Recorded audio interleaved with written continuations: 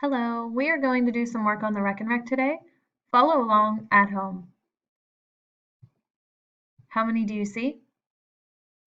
Let's add 10. The total is?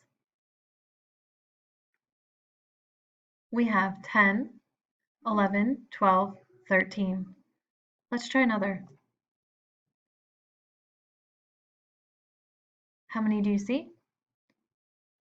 And let's add 10. The total is? We have 10, 11, 12, 13, 14, 15, 16. Nice work.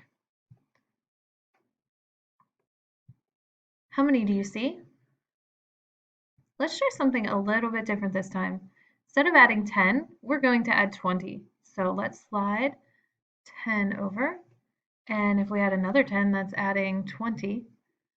The total is?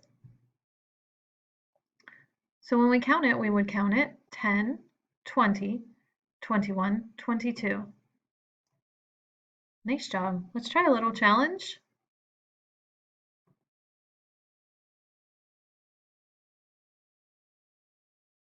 How many do you see?